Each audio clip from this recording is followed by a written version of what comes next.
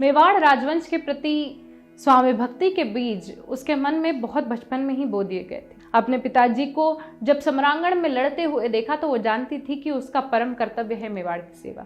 जब अपने पिताजी को सम्रांगण में बलिदान देते देखा तब वो जान गई थी मेवाड़ राजवंश की सेवा उसका अंतिम लक्ष्य है।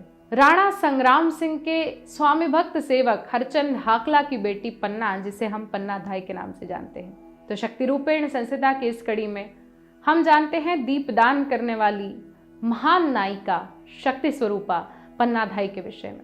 महारानी कर्णावती ने जब उदय सिंह जी को जन्म दिया उसके बाद से उनकी तबीयत खराब रहने लगी और इसी कारण मेवाड़ राजवंश के सुनहरे भविष्य के पालन पोषण की जो जिम्मेदारी थी वो पन्ना धाई पे आ पड़ी। उनको उदय सिंह जी की धाई माँ के रूप में नियुक्त किया गया। उस समय पन्ना धाई का भी अपना प्यारा सा बेटा था जिसका नाम था चंदन।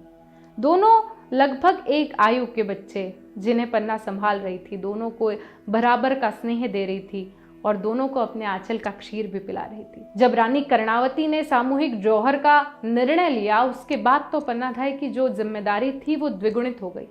उस समय मेवाड़ राजवंश का जो कारभार था, जो जवाबदारी थी, वो संभाली जा रही थी राणा विक्रमादित्य सिंह जी के द्वारा और शायद वो इस जिम्मेदारी का निर्वहन करने में कहीं चूक गए और उसी समय राणा बनवीर सिंह जी ने मेवाड़ राजवंश पर हमला कर दिया। राणा बनवीर सिंह ने राणा विक्रमादित्य की हत्या कर दी और अब मेवाड़ की राजगद्दी पर एक छत्री राज करने के लिए उन्होंने तय कर लिया कि वो राणा उदय सिंह की भी हत्या कर देंगे, एक छोटे से बालक की हत्या। पन्ना धाई थोड़ी देर के लिए परेशान हो गई। वो नहीं जानती थी कि अब उन्हें क्या करना है, किस तरह मेवाड़ राजवंश का वो सूर्य बचाना है, किस तरह वो छोटी सी पूंजी को बचा ले। लेकिन तभी जनान खाने में अचानक से शोर मचने लगा, चीखें सुनाई देने लगी, रानियों का क्रंदन सुनाई देने लगा, दासियों के हल्ला सुनाई देने लगा।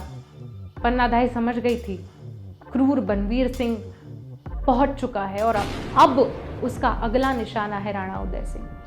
पन्ना धाई के मन में एक ऐसी कल्पना आई जो शायद कोई आम माँ कर ही नहीं सकती थी। उदय सिंह जी को एक टोकरी में रखकर उस पर पत्ते ढाककर कुछ विश्वास पात्र लोगों के हाथों उन्होंने कुंभलगढ़ के किले पर पहुंचा दिया और अपने जिगर के टुकड़े, अपने बालक, अपने चंदन को राजवस्त्र पहनाकर उनकी शैया पर लिटा दिया। बनवीर सिंह आया और उसने अपनी तलवार से चंदन को उदय सिंह समझकर कई बार अपने कंठ में रुदन रोककर, अपनी चीखें रोककर, अपनी आंखों में अश्रु रोककर पन्ना धाई देख रही थी। यदि मेवाड़ राजवंश बचा रहा, यदि भारत बचा रहा, यदि धर्म बचा रहा तो उसमें बहुत बड़ा योगदान हमारी माँ पन्ना का है। शक्ति रूपेण संस्था की इस कड़ी में उस माँ को जिसने ममता के आगे धर्म को रखा, देश को रखा और स्वामी भक्ति को रखा, उसे हम शत शत बार प्रणाम करते हैं।